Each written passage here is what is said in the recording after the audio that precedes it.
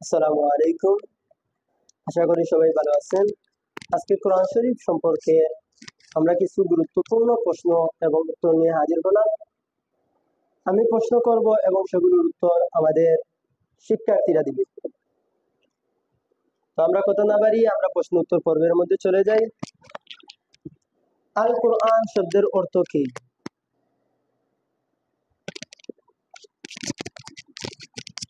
যা অধিক পড়া হয়। উত্তরটি সঠিক হয়েছে। আলহামদুলিল্লাহ। আল কোরআন কার উপর নাজিল হয়?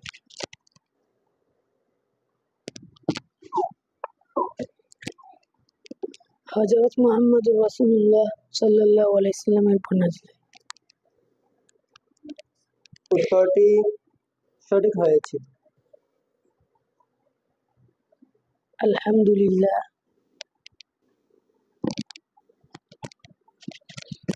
আল কোরআন কার মাধ্যমে নাজিল হয়?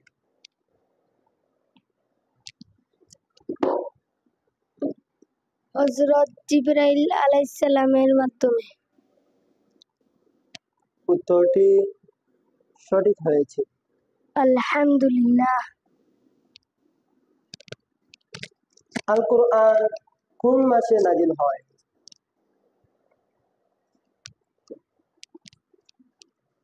রমজান মাসে।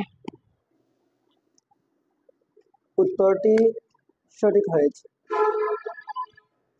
আলহামদুলিল্লাহ। কত বছর ধরে কোরআন নাজিল হয়?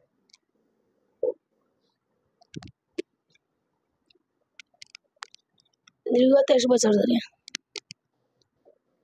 উত্তরটি সঠিক হয়েছে। আলহামদুলিল্লাহ। আল কোরআনে কতটি সূরা রয়েছে?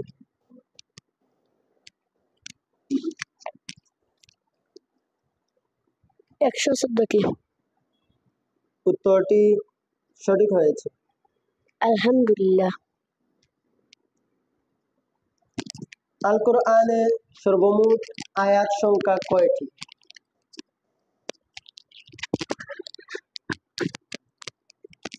6236টি। উত্তরটি সঠিক হয়েছে।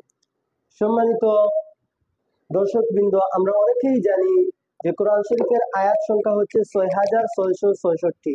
আসলে উত্তরটি সূক্ষ্ম নয়। উত্তরটি সঠিক হচ্ছে 6236টি। কারণ আমরা যদি প্রত্যেকটি সূরার প্রথমে যে আয়াত সংখ্যা দেওয়া আছে সেই আয়াত সংখ্যা যদি আমরা যোগ করি তাহলে আমরা দেখতে পারবো যে কোরআন শরীফের আয়াত সংখ্যা মোট দাঁড়ায় 6236টি। সুতরাং কোরআন শরীফের আয়াত সংখ্যা হচ্ছে 6236টি।